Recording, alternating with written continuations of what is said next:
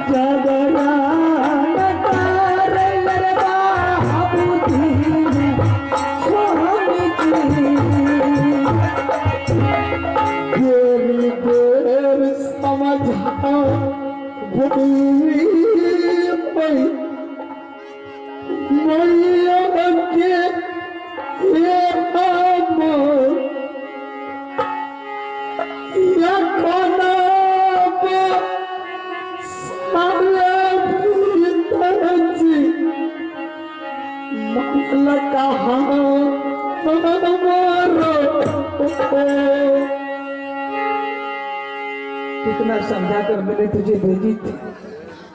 मेरे दिल में शंका समा रही थी उसी टाइम की तुम्हें मेरे साथ लगाई थी, लेकिन खो दिया ने तो अपनी माँ की सिंदूर।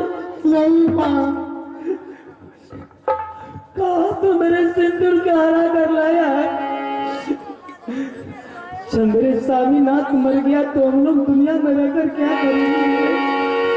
चल बेटा, कम से कम मैं अपने पति की मरा हुआ मुंह की शकल भी देख लूंगी। मैं अपने हाथों से अपने स्वामीनाथ की दाह संस्कार करूंगी। स्वामीनाथ ने मुझे 2 लाख देकर गया है। अगर तू अपने हाथों से अपने पिता को दाह संस्कार नहीं करेगा तो मेरे स्वामीनाथ को कोई पुण्य पाठ नहीं होगा। तुम लोग तो जीते जिनके मेरे स्वामीनाथ को अगर गिर कौवा चील खा गया। ये मुझसे तो वही होगा पिताजी। मैंने जहाँ पिताजी को मारते देखा मैं वहाँ देख के आया हूँ। चले रे आप भगला बेटा रे मारे किला रे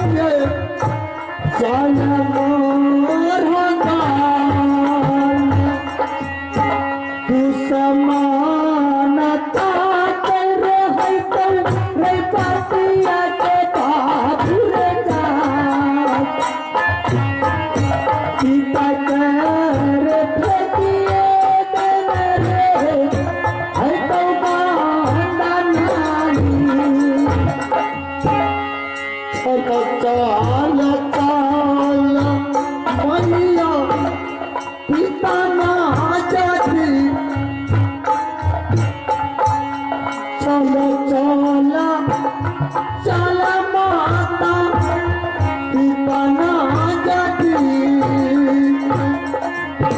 दुनिया धार घेरे केवला रानी के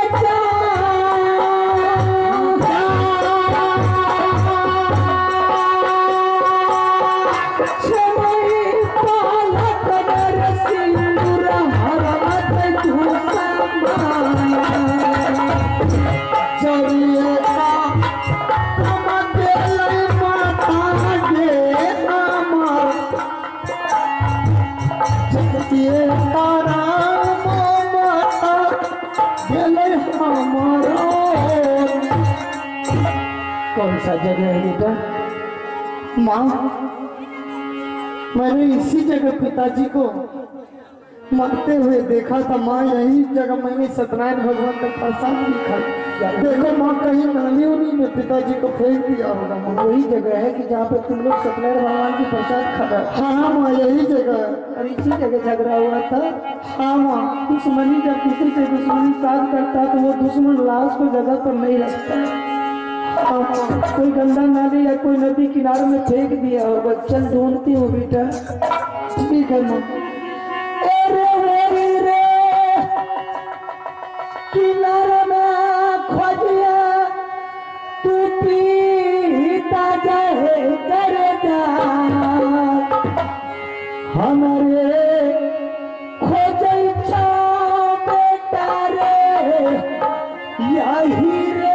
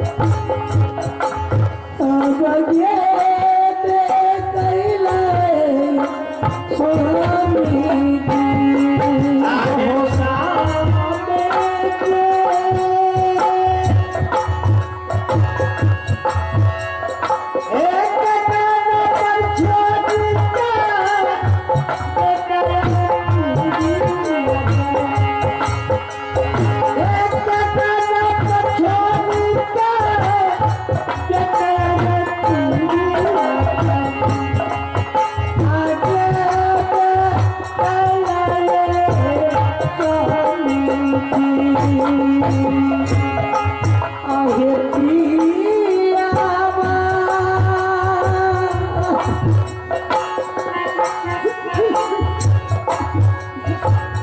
के तारा लहरिया पोंडाला जगे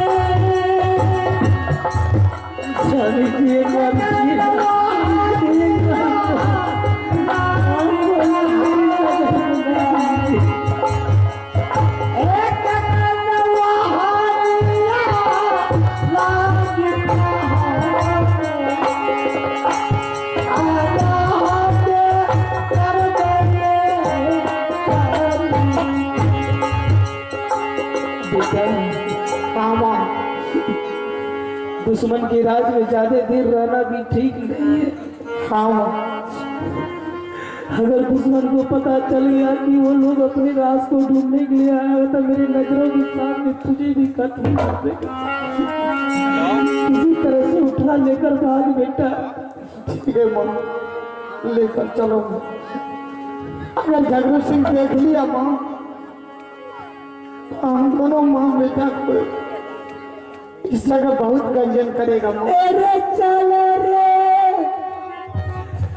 तू लड़वा बाबू रे तू समझ के ना घर से